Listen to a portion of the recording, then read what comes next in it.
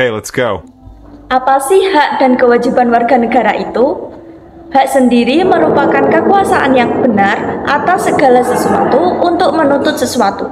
Sedangkan hak asasi manusia adalah hak yang melekat pada diri setiap pribadi manusia. Hak warga negara merupakan seperangkat hak yang melekat pada diri manusia dalam kedudukannya sebagai anggota dari sebuah negara. Hak asasi manusia sifatnya universal atau tidak berpengaruh pada status kewarganegaraan seseorang. Baik, kita lanjut tentang kewajiban. Kalian tahu nggak sih kewajiban itu apa?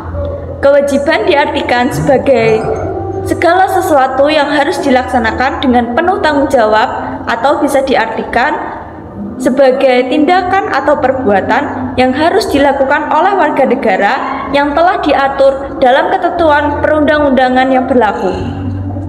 Kewajiban asasi juga merupakan kewajiban dasar setiap manusia. Tahukah kalian, hak dan kewajiban warga negara merupakan dua hal yang saling berkaitan loh. Keduanya memiliki hubungan kausalitas atau sebab akibat. Seperti seseorang akan mendapatkan hak karena kewajibannya telah terpenuhi. Hak dan kewajiban warga negara juga tidak dapat dipisahkan karena bagaimanapun dari kewajiban itu muncul hak dan begitu pun sebaliknya. Dalam Pancasila, hak dan kewajiban warga negara tercermin dalam nilai sila-sila. Berikut adalah substansi hak dan kewajiban warga negara dalam nilai sila-sila Pancasila. Sila pertama, ketuhanan yang Maha Esa, yang memiliki hak untuk beragama dan memiliki kewajiban menjalankan ibadah sesuai dengan keyakinan masing-masing dan memiliki kewajiban untuk menghormati hak agama lain. Sila kedua, kemanusiaan yang adil dan beradab, yang memiliki hak seperti keadilan, kebebasan, dan kehidupan, dan memiliki kewajiban untuk menghormati hak asasi warga lain. Sila ketiga, Persatuan Indonesia yang memiliki hak mendapatkan perlindungan dan keadilan negara dan memiliki kewajiban untuk mempertahankan persatuan dan kesatuan Republik Indonesia. Sila keempat, kerakyatan yang dipimpin oleh hikmat kebijaksanaan dalam permusyawaratan perwakilan, yang memiliki hak untuk berpartisipasi dalam proses demokrasi seperti memilih dan dipilih, dan memiliki kewajiban untuk melaksanakan hak suara dengan bijak. Sila kelima, keadilan sosial bagi seluruh rakyat Indonesia, yang memiliki hak untuk kesehatan, pendidikan, pekerjaan, dan kesejahteraan sosial, dan memiliki kewajiban untuk berkontribusi pada pembangunan sosial. Hak dan kewajiban warga negara dalam Pancasila mencerminkan prinsip dasar yang mendorong keseimbangan antara hak individu dengan tanggung jawab sosial untuk kepentingan bersama dan kemajuan negara. Dan kewajiban warga negara dalam instrumental sila-sila Pancasila. Nilai instrumental merupakan penjabaran dari nilai-nilai dasar yang terkandung Pancasila. Nilai instrumental pada umumnya berbentuk ketentuan-ketentuan konstitusional, mulai dari Undang-Undang Dasar sampai peraturan daerah. Berikut merupakan jenis hak kewajiban yang telah diatur dalam Undang-Undang Dasar Negara Republik Indonesia tahun 1945. Yang pertama, hak atas kewarganegaraan. Pasal 26 ayat 1 dan 2 menyatakan bahwa menjadi warga negara ialah orang-orang bangsa Indonesia asli dan orang-orang bangsa lain yang telah disahkan oleh undang-undang sebagai warga negara. Yang kedua, kesamaan kedudukan dalam hukum dan pemerintahan. Pasal 27 ayat 1 merupakan jaminan hak warga negara atas kedudukan yang sama dalam hukum dan pemerintahan. Yang ketiga, hak atas pekerjaan dan penghidupan yang layak bagi kemanusiaan. Pasal 27 ayat 2 menyatakan bahwa tiap-tiap warga negara berhak atas pekerjaan dan penghidupan yang layak bagi kemanusiaan. Yang keempat, hak dan kewajiban bela negara. Pasal 27 ayat 3 menyatakan bahwa setiap warga negara berhak dan wajib ikut serta dalam upaya pembelaan negara. Yang kelima, kemerdekaan berserikat dan berkumpul. Pasal 28 menyatakan hak warga negara untuk berserikat dan berkumpul serta mengeluarkan pikiran secara lisan maupun tulisan dan sebagainya. Nomor 6, kemerdekaan memeluk agama. Pasal 29 ayat 1 dan 2, negara menjamin kemerdekaan tiap-tiap penduduk untuk memeluk agamanya masing-masing dan beribadah sesuai dengan agama dan kepercayaannya. Yang ketujuh, pemerintahan dan keamanan negara. Pasal 30 ayat 1 dan 2 menyatakan hak dan kewajiban warga negara untuk ikut serta dalam usaha pertahanan dan keamanan negara. Yang kedelapan, hak mendapatkan pendidikan.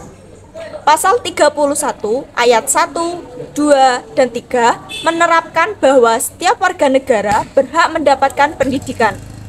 Yang ke-9, kebudayaan nasional Indonesia. Pasal 32 ayat 1 dan 2 menegaskan atas jaminan hak warga negara untuk mengembangkan nilai-nilai budaya. Yang ke-10, perekonomian nasional. Pasal 33 Undang-Undang Dasar Negara Republik Indonesia tahun 1945 mengatur tentang perekonomian nasional. Yang ke-11, kesejahteraan sosial. Masalah kesejahteraan sosial diatur dalam pasal 34 Undang-Undang Dasar Negara Republik Indonesia tahun 1945 memancarkan semangat untuk mewujudkan keadilan sosial. Kewajiban warga negara dalam nilai praksis sila-sila Pancasila. Nilai praksis merupakan realisasi dari ketentuan-ketentuan yang termuat dalam peraturan perundang-undangan yang terwujud dalam sikap dan tindakan sehari-hari. Setiap warga negara harus menunjukkan sikap positif dalam kehidupan sehari-hari. Sikap positif tersebut diantaranya 1. Ketuhanan yang Maha Esa. Contoh sikap positifnya yaitu hormat menghormati antar umat beragama sehingga terbina kerukunan. Saling menghormati kebebasan beragama sesuai dengan agama dan keyakinan, dan tidak memaksakan suatu agama dan keyakinan kepada orang lain. 2. Kemanusiaan yang adil dan beradab. Contoh sikap positifnya yaitu saling mencintai sesama manusia, tenggang rasa kepada orang lain, dan berani membela kebenaran dan keadilan. Yang ketiga, persatuan Indonesia. Contoh sikap positifnya yaitu rela berkorban untuk kepentingan bangsa dan negara, cinta tanah air dan bangsa. Dan yang ketiga, bangsa sebagai bangsa Indonesia dan bertanah air Indonesia. Yang keempat, kerakyatan yang dipimpin oleh hikmat kebijaksanaan dalam permusyawaratan perwakilan. Contoh sikap positifnya yaitu mengutamakan kepentingan negara dan masyarakat, tidak memaksakan kehendak kepada orang lain, dan menerima dan melaksanakan setiap keputusan musyawarah. Dan yang terakhir, yaitu keadilan sosial bagi seluruh rakyat Indonesia. Contoh sikap positifnya yaitu menghormati hak-hak orang lain, suka memberi pertolongan kepada orang lain, serta rela bekerja keras. Pelanggaran hak dan pengingkaran kewajiban warga negara disebabkan oleh faktor-faktor berikut, yakni yang pertama, 1. Sikap egois atau terlalu mementingkan diri sendiri. Yang kedua adalah rendahnya kesadaran berbangsa dan bernegara.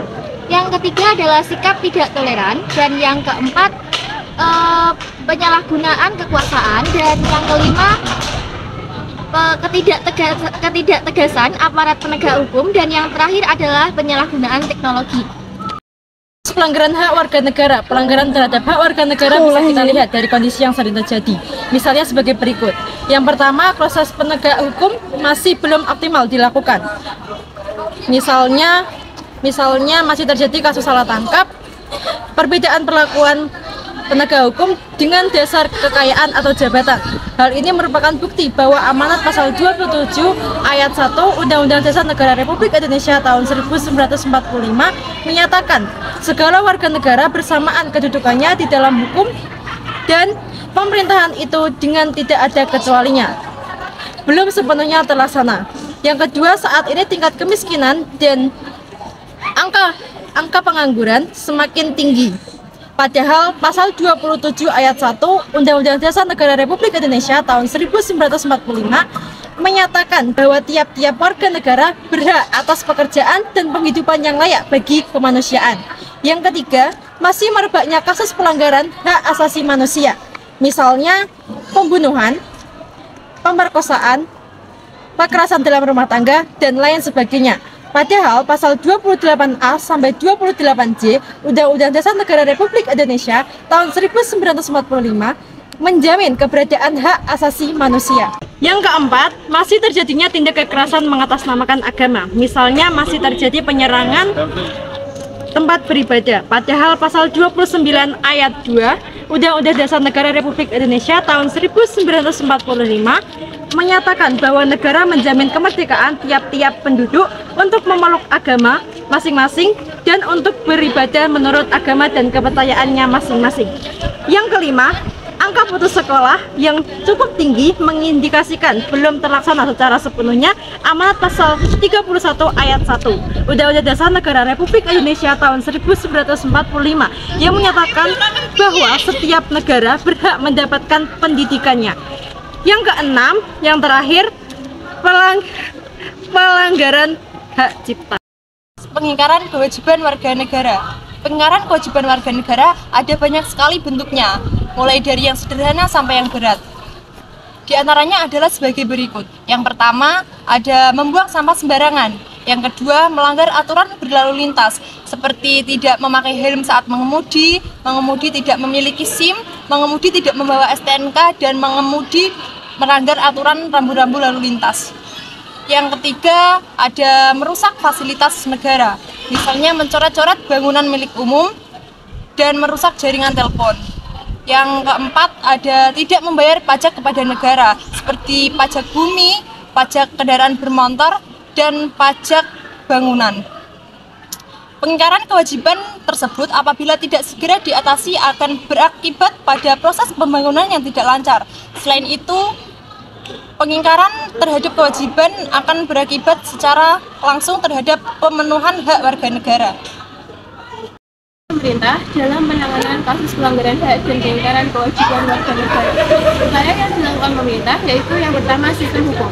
Pemerintah dapat menggunakan sistem hukum untuk menegakkan hukum dan mengadili individu atau entitas yang terlibat dalam pelanggaran hak dan kewajiban warga negara. Yang kedua yaitu penegakan hukum. Penegak hukum seperti kepolisian dapat melakukan tindakan penyelidikan dan tindakan penegakan hukum lainnya terhadap pelanggaran hak dan kewajiban warga negara. Yang ketiga yaitu pemerintah dapat mengedukasi warga negara tentang hak dan kewajiban warga negara melalui program pendidikan dan kesadaran masyarakat. Yang keempat yaitu perlindungan korban. Pemerintah dapat menyediakan perlindungan terhadap korban pelanggaran hak seperti melalui pusat perlindungan korban dan pelayanan konseling.